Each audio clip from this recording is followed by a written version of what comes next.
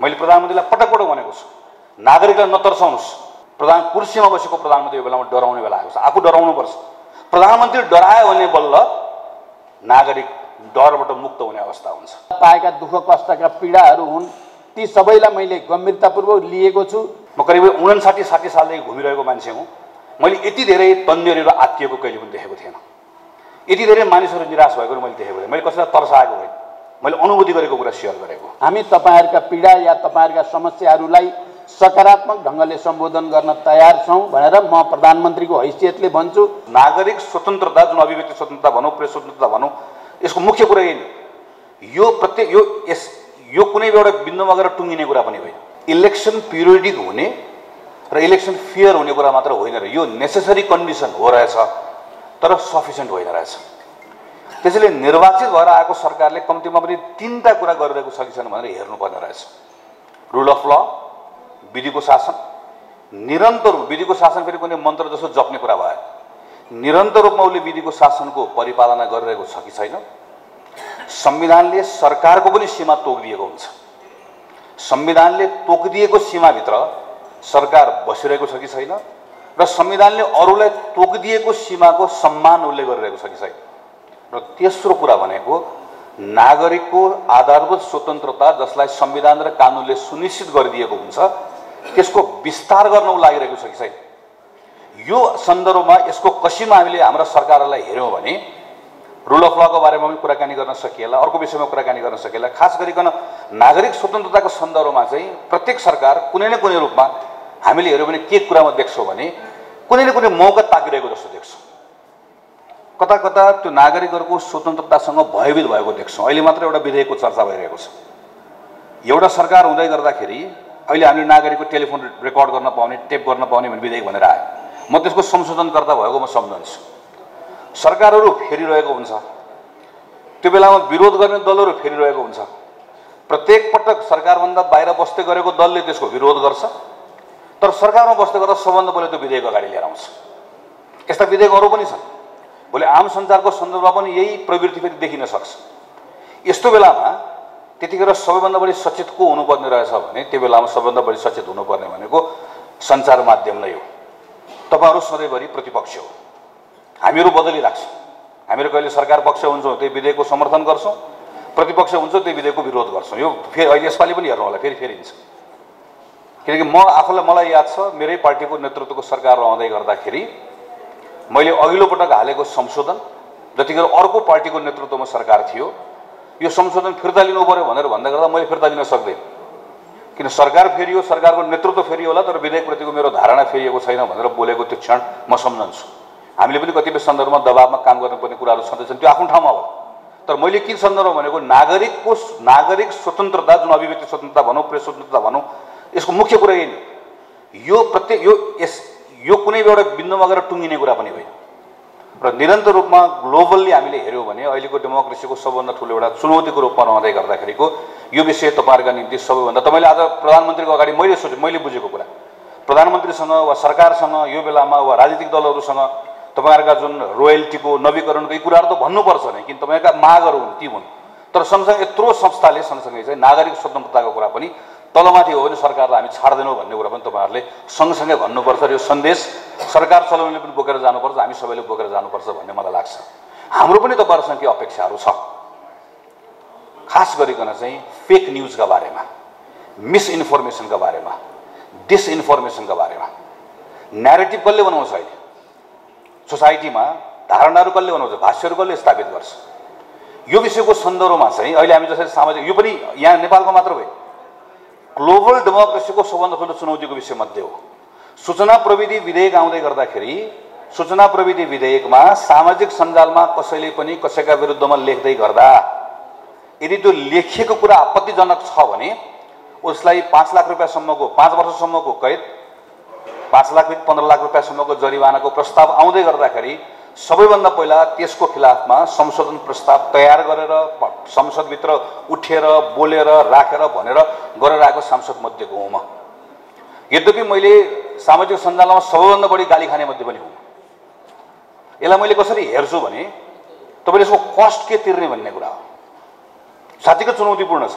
यो विधेयक पनि केही समयपछि फेरि आउनेवाला छ, किन यो विधेयकका सन्दर्भमा पनि यही भयो। हेर्नुहोस्, यो विधेयक आयो, हामी प्रतिपक्षमा थियौँ, हामीले यसको एकदमै धेरै ठुलो विरोध गऱ्यौँ, तर अलिपछि सरकार बदलियो।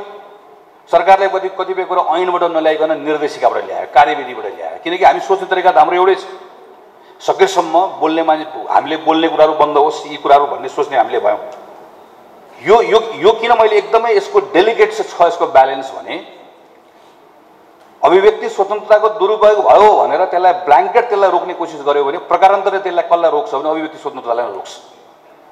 त्यो अभिव्यक्ति स्वतन्त्रता कुरालाई खुला राख्नु पनि पर्नेछ, त्यसको दुरुपयोग नहोस् भन्ने कुरातर्फ मिलेर काम पनि गर्नुपर्नेछ।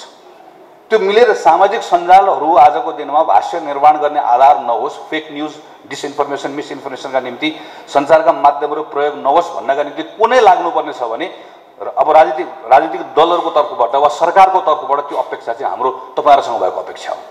यहाँनिर हामीले मिलेर काम गर्नुपर्नेछ। हाम्रो सामुदायिक रेडियोहरूले अहिले सोसाइटीले खास गरिकन पहुँच नभएको बहिष्करणमा परेको समुदायलाई, उनीहरूलाई हाम्रो सञ्चार माध्यमसँग पहुँच राख्ने, सूचनासँग पहुँच राख्ने कामसँगै अब नयाँ थप्नुपर्ने काम भनेको सामुदायिक रेडियोको काम समुदायलाई सही सूचना दिने काम र समुदाय कतिपय कुरामा जुन मिसइन्फर्मेसनबाट निर्देशित भएको छ त्यसलाई तोड्ने काम कसले गर्छ भन्दै गर्दा सामुदायिक रेडियोले गर्छ भन्ने अब कुरालाई स्थापित गर्नुपर्ने सबभन्दा ठुलो दायित्व। अन्तर्राष्ट्रिय सङ्घ संस्थाहरूले पनि सामुदायिक रेडियोलाई त्यस कारणले गर्दा गर्ने मद्दतलाई बढाउँदै लिएर जानुपर्नेछ। राज्यले पनि यसभित्र बढाउँदै, किन राज्यले के सोच्नुपर्ने छ भने सामुदायिक रेडियोमाथि मैले 2 रुपियाँ लगानी गरेँ भने प्रकारान्तरले यस्तै सही सूचना नागरिकमा पुर्याउने कुरामा मद्दत गर्छ भनेको प्रकारान्तरले कसलाई फाइदा हुन्छ, त्यो राज्यलाई फाइदा हुन्छ, सरकारलाई फाइदा हुन्छ, पोलिटिकल पार्टिजहरूलाई फाइदा हुन्छ। यो ठाउँमा लिएर जाने प्रयास गर्नुपर्छ भन्ने मलाई लाग्छ। किनभने होइन भनेदेखि भने हामी बिस्तारै अप्ठ्यारोमा पर्दै गएका छौँ। म अहिले यसो वरिपरि हेर्छु, मैले अस्ति पनि साथीहरूलाई भने 2060 साल सम्झन्छु म, जतिखेर हामी विद्यार्थी मोर्चामा काम गरिरहेका थियौँ, तपाईँहरूमध्ये थुप्रै साथी हामी सँगै आन्दोलनमा थियौँ। त्यो बेलामा एकातिर माओवादीको जता कैयन जिल्लाहरूमा हामी प्रवेश पनि गर्न पाउँदैन थियो। कतिपय ठाउँहरूमा, सहरका ठाउँहरूमा त्यतिखेर सेनाले खुला मार्च गरेको अवस्था थियो। तर त्यस्तो बेलामा पनि त्यतिखेर तन्नेरीहरूसँग भेट्यो, कुराकानी गऱ्यो भनेदेखि भने डर थियो, त्यो दिन डराउँथ्यो, तर उसलाई भोलिपल्टका बारेमा आशावादी थियो, राम्रो हुन्छ भन्ने थियो।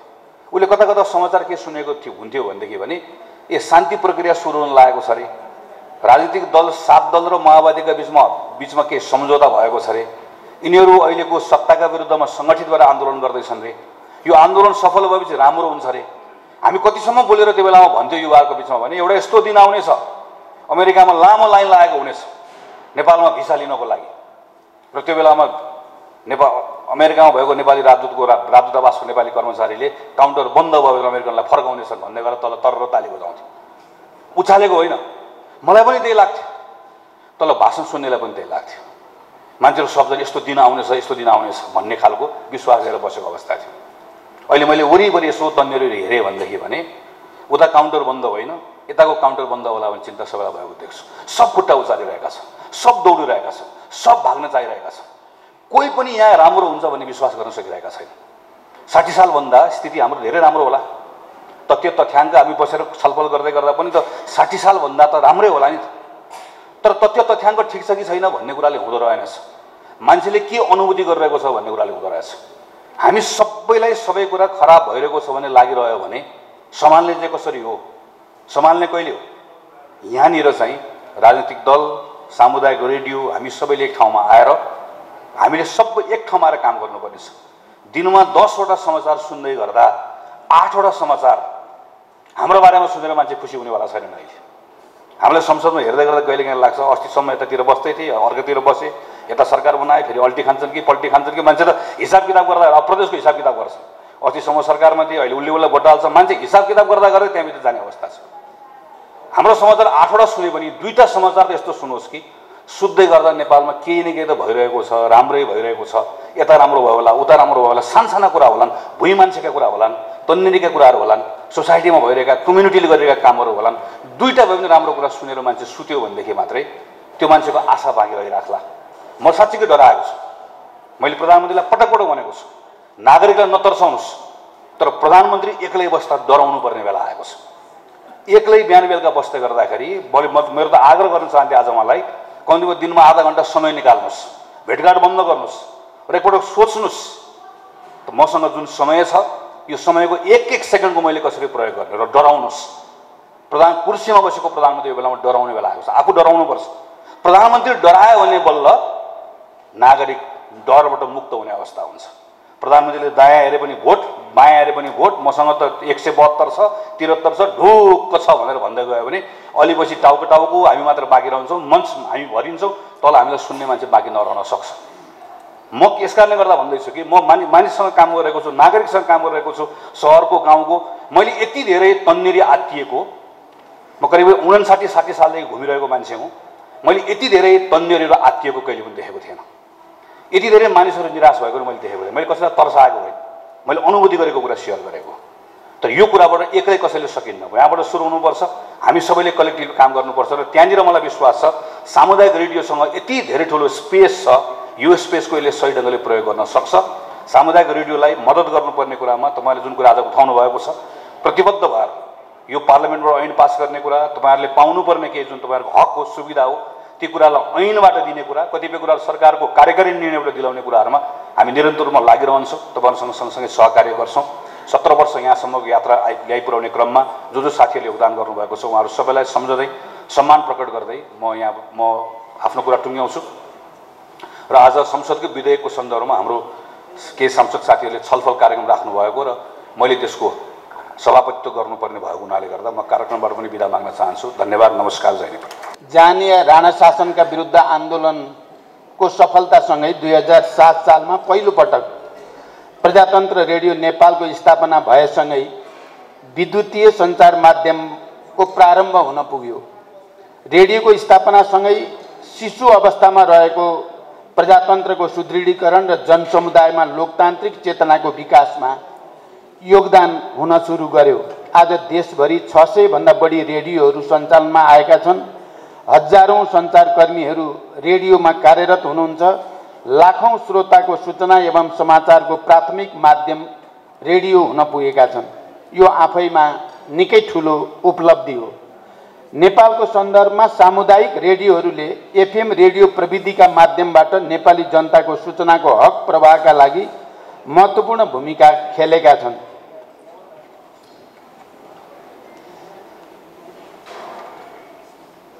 सरकारको मुख्य साझेदारका रूपमा भूमिका निर्वाह गर्दै आएको र सूचनामा नागरिकको पहुँच बढाउनका साथै सङ्घीय लोकतान्त्रिक गणतन्त्र स्थापना, मानव अधिकार, विधिको शासन र सामाजिक रूपान्तरणका लागि नेपालका सामुदायिक रेडियोले अहम भूमिका निर्वाह गर्दै आएका छन्।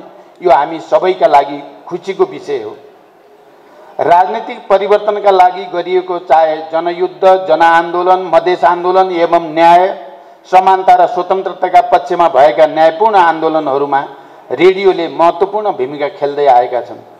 शान्ति प्रक्रिया र संविधान निर्माणको प्रक्रियामा सामुदायिक रेडियोहरूले जुन भूमिका निर्वाह गरे, संविधान र लोकतन्त्रमाथि गरिएका प्रहारका विरुद्ध लोकतान्त्रिक प्रणालीको विकासका निम्ति रेडियोले खेलेको भूमिका इतिहासमा नै अविस्मरणीय रूपमा स्थापित छ।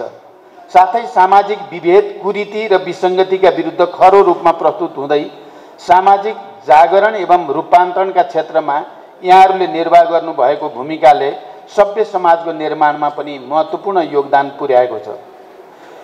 नेपाल आफैमा एउटा बहुजातीय, बहुभाषिक, बहुसांस्कृतिक र भौगोलिक विविधतायुक्त देश हो र यो यथार्थलाई हृदयङ्गम गरी देशको भाषिक र सांस्कृतिक विविधताका संरक्षण र सम्वर्धनमा पनि रेडियोले लिएको पहल कदमी स्मरणीय छ।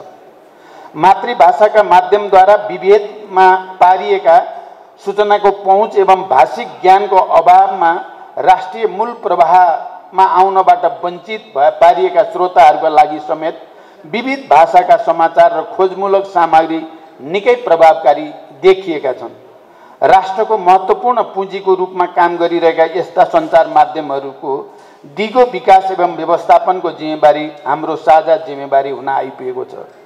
यसतर्फ गम्भीर रूपले ध्यान दिन सम्बद्ध सबैमा आग्रह गर्दै तथा प्रेस स्वतन्त्रता र सञ्चार माध्यमहरूको सबलीकरणमा नेपाल सरकारको तर्फबाट आवश्यक सहयोग हुने प्रतिबद्धता पनि म व्यक्त गर्दछु। मैले तेस्रो पटक प्रधानमन्त्रीको जिम्मेवारी सम्हाल्दै गर्दा वाक र प्रेस स्वतन्त्रतासँग सम्बन्धित केही विषयहरू थोरै विवादमा आउन थालेपछि मैले त्यहाँ आफैले इन्टरभेन्सन गरेर त्यसलाई रोकेको छु र प्रेस स्वतन्त्रताका पक्षमा मैले सुरुकै दिनमा पहल बढाएको छु। म यसलाई पनि यति बेला राख्न चाहन्छु। महाभूकम्प, कोभिड-19 लगायत राष्ट्रिय विपद र चुनौतीको कठिन समयमा चुनौतीका विरुद्ध सङ्घर्ष गर्न नागरिक चेतना एवं अभिमुखीकरणका निम्ति रेडियोहरूले चलाएका कार्यक्रमहरू निकै प्रभावकारी देखिए। बन्दाबन्दीको समयमा विद्यालय, विश्वविद्यालय लगायत सम्पूर्ण शैक्षिक संस्थाहरू बन्द रहेको अवस्थामा समेत रेडियो शिक्षा कार्यक्रम मार्फत पठन पाठन नियमित गर्न र शैक्षिक सत्र नै अप्ठ्यारोमा पर्ने परिस्थितिबाट बचाउन सामुदायिक रेडियोहरूले खेलेको भूमिका कहिले बिर्सिन सकिँदैन। पाठ्यक्रम विकास केन्द्रले उत्पादन गरेका विभिन्न कक्षाका पाठ्यक्रमलाई निःशुल्क रूपमा रेडियोबाट प्रसारण गरेर नेपालका सामुदायिक रेडियोहरूले डिजिटल स्कुलको जिम्मेवारी समेत पूरा गर्नु देशकै लागि एउटा प्रेरणाको विषय हो। नेपालको संविधानले रेडियो सञ्चालन एवं नियमनको जिम्मेवारी तहगत रूपमा सङ्घ, प्रदेश, स्थानीय तहलाई प्रत्यायोजित गरेको छ, तर संविधानमा व्यवस्था गरिएका एकल र साझा अधिकार सूचीको प्रभावकारी कार्यान्वयनका निम्ति नीतिगत र कानुनी प्रावधानहरू भने पर्याप्त छैनन्। यस सम्बन्धी आवश्यक कानुनहरूको निर्माण र अधिकार प्रत्यायोजनको व्यवस्थित प्रारूप तयार गर्ने जिम्मेवारीलाई गम्भीरतापूर्वक लिँदै नीतिगत र कानुनी रूपमा देखिएका समस्या र उल्झनहरू सुल्झाउन नेपाल सरकारको तर्फबाट आवश्यक सहजीकरण गर्ने प्रतिबद्धता पनि म यस अवसरमा व्यक्त गर्न चाहन्छु। वर्तमान सरकार सञ्चार माध्यमको व्यावसायिक र संस्थागत विकासका लागि मिडियालाई राष्ट्रिय सेवामूलक उद्योग सरह मान्यता प्रदान गरी संरक्षण र सम्वर्धनको नीति लिँदै आम सञ्चार माध्यममा सबै वर्ग, क्षेत्र, जाति, भाषा र समुदायको पहुँच बढाउने गरी समावेशी लोकतान्त्रिक सूचना तथा सञ्चार नीति जारी गर्न प्रतिबद्ध रहेको छ। आम सञ्चार माध्यमलाई सम्बन्धित भूगोलमा बसोबास गर्ने जनसङ्ख्याप्रति लक्षित राष्ट्रिय, प्रादेशिक वा स्थानीय गैर नाफामूलक वा व्यापारिक उद्देश्यका साथ सञ्चालित सञ्चार माध्यम तथा स्वरोजगार, साना, मझौला र ठुला लगानीका आधारमा वर्गीकरण गरी सुविधा प्रदान गरिनेछ। सञ्चारकर्मीहरूको सिप तथा दक्षता अभिवृद्धि र अध्यावधिक गर्न एवं उच्चतम व्यावसायिक अभ्यासका लागि प्रेरित गर्न सङ्घ र प्रदेश तहमा आम सञ्चार प्रशिक्षण प्रतिष्ठान स्थापना गर्ने सरकार प्रतिबद्ध रहेको जानकारी गराउन चाहन्छु।